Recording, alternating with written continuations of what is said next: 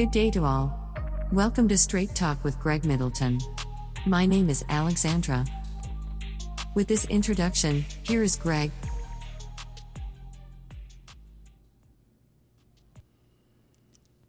Good day, everyone, and welcome to my show, Straight Talk with Greg Middleton.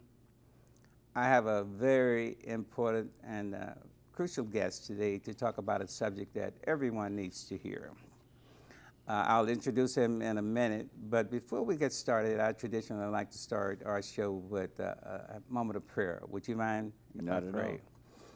Heavenly Father, come into this studio, sit right here with us, teach us how to serve your people. We are mere servants trying to serve the function of God himself. So guard our minds, guard our hearts, and may the messages that come out of us reach the people that you intend to make this world a better place. In the mighty name of God himself. Amen. Amen. Thank you, sir. Good to see you, Greg. I'm going to put on these little old glasses and do a little bit of reading here, sir. I asked Ibrahim to send me a bio, so it's worth reading. Ibrahim Naeem moved from Cincinnati, Ohio, to Pasadena, California in August of 1978. He came here to attend the graduate school at the University of Southern California. While a student, Ibrahim accepted a job with the Pasadena branch of the Los Angeles Urban League. And as it turned out, he went into a career which involved him deeply in the Pasadena community as director of the Pasadena Branch Urban League.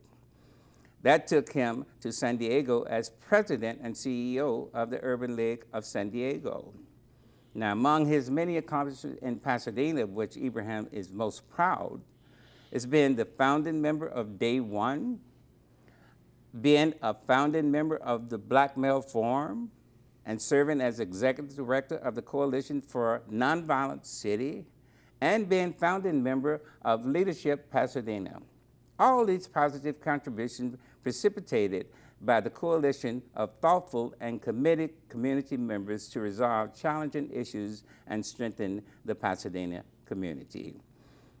Ibrahim recently retired from Pasadena City College, where he serves as management at the Community Education Center for 20 years. Welcome to my show. My pleasure, my friend. The reason I wanted Ibrahim to be here, the fact that we are friends and we've been associates for a few years, I don't know, for some reason, this issue of my blackness is coming to the forefront. Last week I had on Patrice McKenzie with the PUSC board and Dr. Kimai Wilson. And we were talking about the plight of the black student and the black family. Now it appears that PUSD is now putting some emphasis behind the black student and the black family. About time. Good. But I welcome that. So the whole issue of our blackness came up. And by the way, when I say our blackness, I don't want people to construe this as me being anti-anything. I am for peace among all races. In fact, my thing is, there's only one race on this planet, the human race, right? The rest of them are not races. So we're all one race. But as I was talking with my friend here, I said, how can we frame a subject that can be most impactful? And I said, well, what about the challenges of the black community today? So that's where I would like to focus our attention on. But before we do that, I want to introduce him more behind the bio. I understand you're from Cincinnati. Yes, I grew up in the Cincinnati area. And how was, did your mother and father, where'd you grow up? What part of Cincinnati? Well, actually, I lived in Middletown. I grew up in Middletown, Ohio, which is about 30 miles or so north of Cincinnati. And so, very interesting place. Right. I think it would be a great opportunity if we could do something about that at another time. Fantastic. Because a friend of mine has done good research on it, because that town was a part of the Underground Railroad. Wow. So there's a lot of interesting history there. I'm not the one who can articulate it best, and so in the future we might be able to do something on that. Especially with the Underground, it ran through that town? Yeah.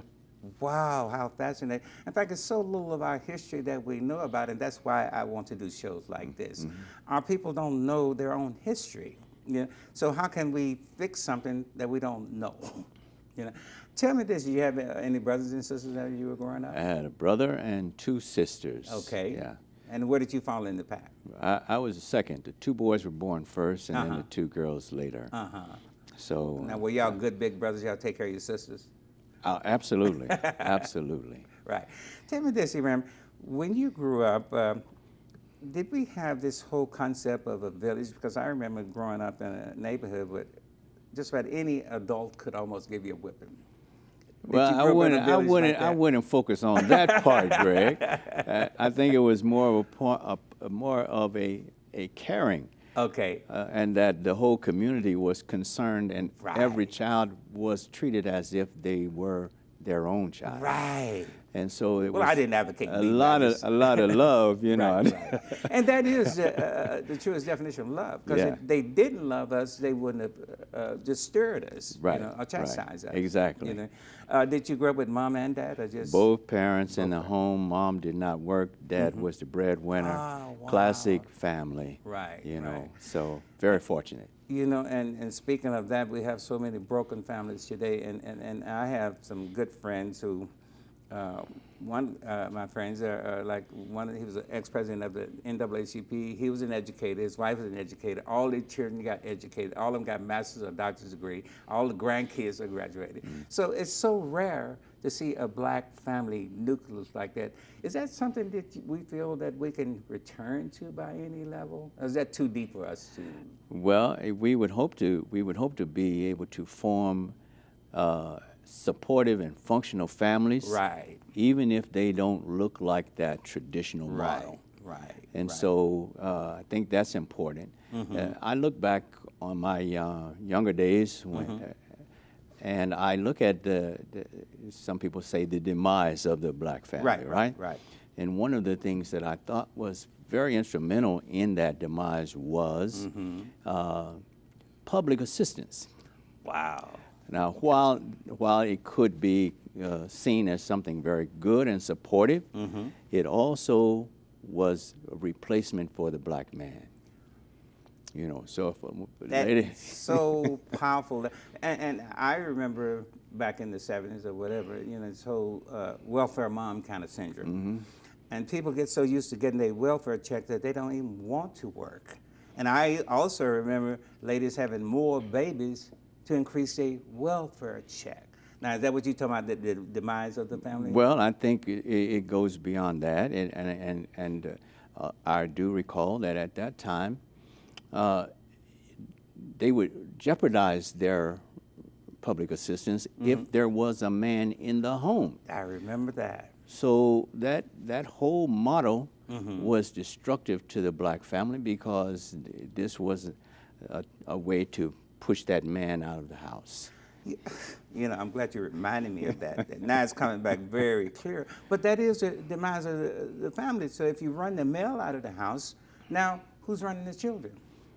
You know, but that, now here's the thing, and I don't know how deep we want to go, but my thing about this, Ibrahim, is I think we need to pull back the covers and expose more of the truth.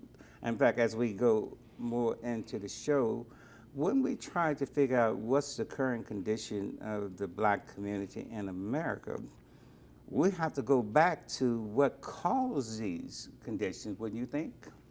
Well, that's true. You know, I'm not gifted to solve the broad problems. I like to try to focus my attention on things that are manageable, where I can have a direct impact.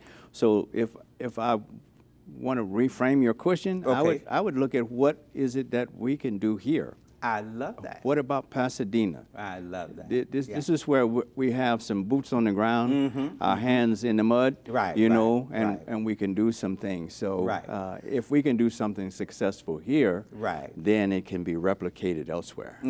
And I wholeheartedly agree with that concept. In fact, when we were offline, I said, well, we realized what happened to us in the past, how horrific that was. But if we're living in the past, we're not taking care of the future. Yeah, we're not taking care of the now. Even. Exactly. Yeah, but here's the thing that I also recognize that this is not our grandfather's black community. Oh, no. We're a long way away from that.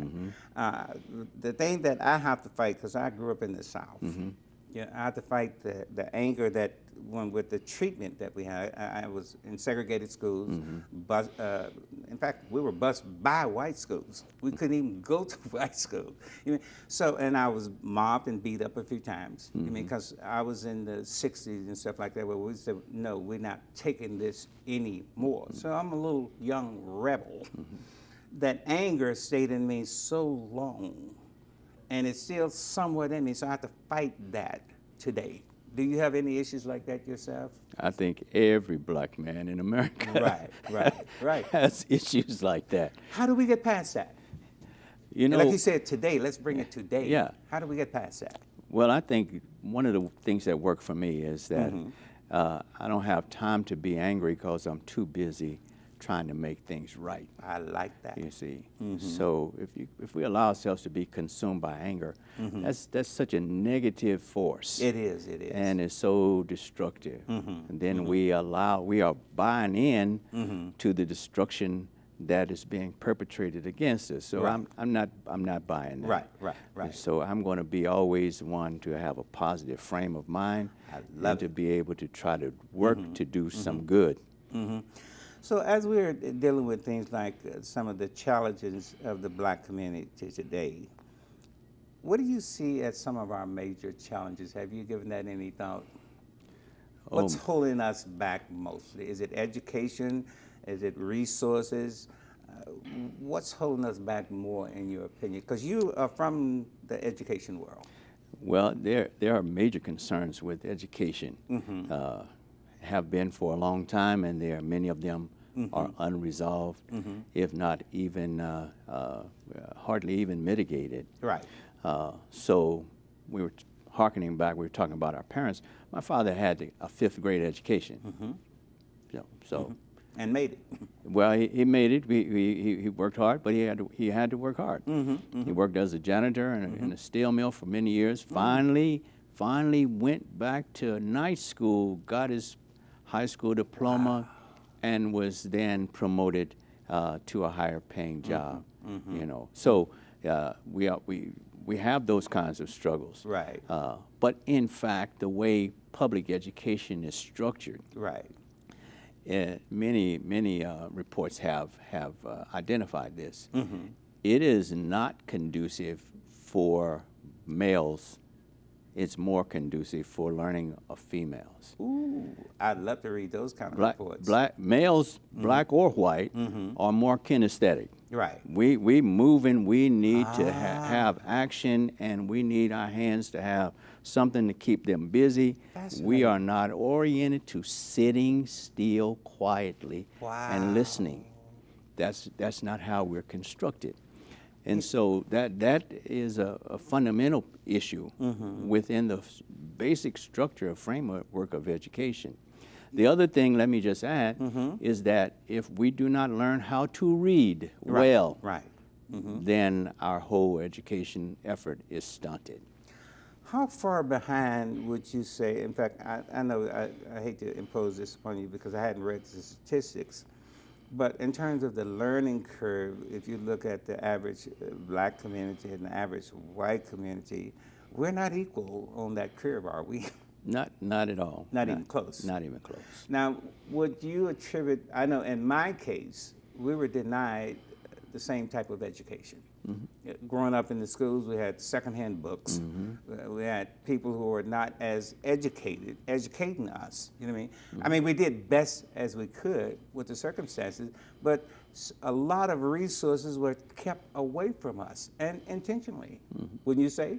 In those circumstances, of course, I had a different experience. Okay. My experience was that all of my schools were integrated. Wow. From grade school through high school. Wow. Even when the community grew and there was an effort to say, we have so many kids, we can't have them all in the same high school. That though our black community resisted that altogether and said, no, we're going to have one high school.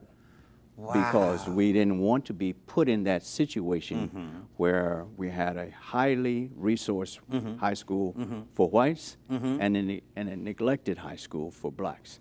How rare was that? Was that in Cincinnati? It was in Middletown. Middletown. Now, would you say, well, that was definitely not atypical, was it? Nope, and I'm grateful for it. Right. I'm grateful for those pioneers and those warriors who fought that battle and won it. You know, and you just brought up an interesting point, and that's one of my greater points here. We, the black community, seem to be waiting on a savior, somebody to come and save us, some government to come and save us, some handouts, some appropriations, some kind of things to save us. And while we're waiting all this time, things are not right. Do you think within our own village that we have enough resources to come up with our own plan of action, not to segregate ourselves, but just to help ourselves? Greg, that's a good question, because I've always thought about our history in this sense. When we were in a segregated society and we had meager resources, we were able, when did the black colleges first get developed? Wow. We had our own insurance companies. We had magazines that were specific to us. Everybody knows what Jet is. And, and Ebony. You know, we had our own little niches. We built our own institutions ourselves with pennies. Now we have millionaires and even billionaires. And so I think part of the issue more is about vision and commitment than it is to resources. Although that is not to suggest in any way that the pie has been divided equally. Okay. Well, and that's where I'm trying to get to. In fact, I believe in coalitions. I believe in joining forces. And I tell you, I want to make sure we're very clear that I don't promote division or hatred of any race. I just think it's incumbent of us to put more emphasis on people with the greatest need. Now, we know the black community is where it is because it started off in slavery, it started off with segregation, it started off all these things. It's like we started a 100-yard race, 100 yards behind the start line. So how can we catch up? Well, we probably can't, so let's create another race. You know, let's don't do the 100-yard race. I mean, let's start a new race, a 200-yard race. Now let's go equal. Well, I think even if we just say, okay, we have some people who took advantage of circumstances in that 100-yard dash. So now let's just redefine this race, and now it's a marathon. Okay? I love it. So now let's look more strategic. Let's be more strategic in the way we do things. And let's be committed to a longer-term solution and not so involved in a society that wants everything right now. Fast food, fast everything. Yeah, and that's, in fact, we had that point come up with the educators last week when I was talking. This whole notion of critical thinking, you know, and you and I are college educators. In fact, it dazzled me when I went to a university. First time I was around white people when I was in the university. You know what I mean? And I didn't understand why I had to take chemistry and French and this and that. But that whole combination of courses and curriculum taught me critical thinking. Is that something our educational system utilizes, what critical thinking is and how you teach people to fish as opposed to giving them a sandwich? I think it's important for us to always be critical in our analysis and to be thoughtful. Every time something is presented to us, I think it's worthy. If it's worthy of consideration, then it's worthy of analysis and our deep thought. I like it. You know, so many people are like snake oil salesmen. Right, right. Of So they want to give you that, and you're going to Right, this and right. that, and there's so many choices Right. that oftentimes we get distracted. And so, and part of that has to do with the concept of leadership. Right, right. You know. And that takes me, because I've been meaning to ask you, what was the role of the Urban League when you were involved with it? Interestingly, Urban League is considered a civil rights organization. Okay. However, that's not exactly what it was. Oh. Urban League focus was on employment and job skills development. Oh, I didn't know that. It did participate in that overall conversation of civil rights, but it was more focused on giving people opportunity to make a decent living. A question, was it more involved in helping more black people kind of equalize into the job market or Exactly. opportunities? Exactly. Okay. Because, blacks were held back. Of course. It was the job of the Urban League oftentimes to open those avenues that allowed blacks to gain access to certain careers, certain occupations that would be beneficial. Now tell me this, did when you were involved with the Urban League, was that a sister or brother organization with the NAACP, or did you guys coordinate any kind of efforts together? Yes, indeed. We work together in a number of ways, and a lot of times that coordination is not necessarily with regard to specific programs, Right. as it is sometimes in dealing with larger scale problems in terms of, because we grew up in an area where there was a movement. Right. There was a movement. So we wanted to build in and fit into that movement and contribute to it. And so even here, I can't have this interview and have this discussion without saying the name of John Kennedy. Right. Oh, yes. Because please. when I was the director of the Urban League here in Pasadena, John had come back from college, and he was leading the NAACP here. Wow, I didn't And know so it was that. such a good working relationship between the organizations. And then we had at that same time the NAACP of Altadena. Right? Tony Stewart. Yeah. Okay, so Wow. yeah. Well, and that's what I think, we said the challenges of the black community, and you immediately said, and the opportunities the challenges bring forward.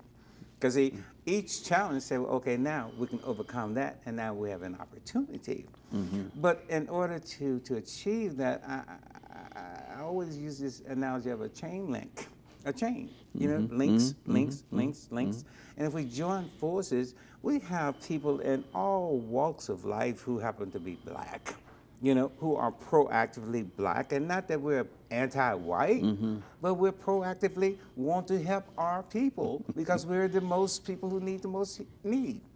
And I can't say that enough, because when people hear the conversation we're having, oh, there they go again. They want some affirmative action. They want to cut white folks out of jobs and stuff. That is not our intent. We just want our piece of the pie. Well, when you mentioned affirmative action, I can tell you the best affirmative action ever created is a white skin. That's the best affirmative action. Expound. Well, because, everything in this society was geared to their benefit. Of course. Everything was meant to accrue to their progress. Right. And contrary, the society was based on keeping us as a permanent underclass. Permanent underclass. Right. Yeah, and I don't think we adjusted very well to the way back 1964 Civil Rights Law, 1968 Civil Rights Law. So you can change a law on the books, but does that change the hearts and minds of people? And when you have hundreds of years of privilege, unearned, and having somebody under you that you can keep your foot on their neck.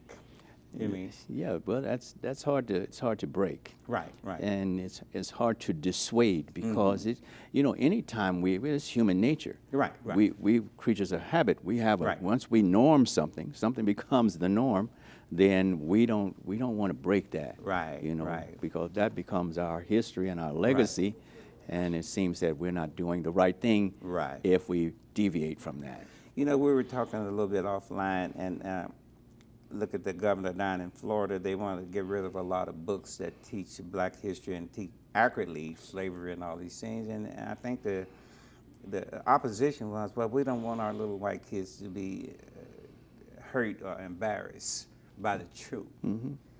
Well, you created that truth, and you don't want them to know your truth. You know what I mean? And I was telling you about this whole thing they call wokeism. You know what I mean? Can you imagine us being asleep? Why we been hung? Why we been discriminated against? Why we been spit on? We couldn't sleep.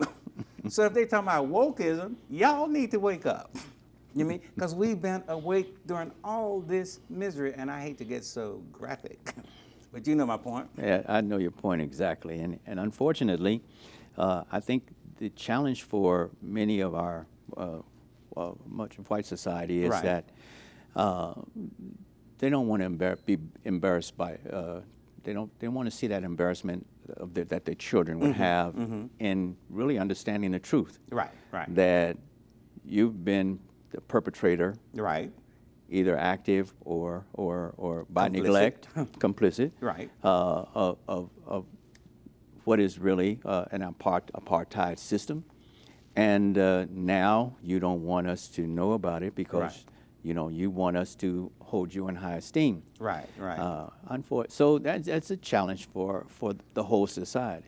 And just thinking about this, I kind of equate it to if you're building a house, let's just say there's a whole bunch of stinky stuff underneath, and rattlesnakes and raccoons and all that bad stuff, and you're going to build a house on top of that without eradicating all the bad stuff.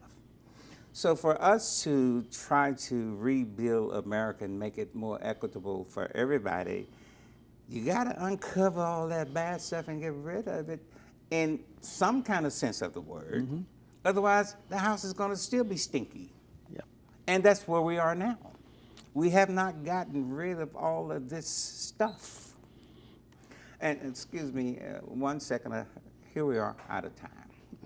Our first 30-minute segment has gone by. Ibrahim, we're going to take a short break. Okay. And we're going to come back and go even deeper, if you can imagine. So bear with us a minute while we take a short pause. So they'll run the credits and stuff. Mm-hmm, mm-hmm. Ooh. But see, we don't need a script. Mm-hmm. You know what I mean? And this I like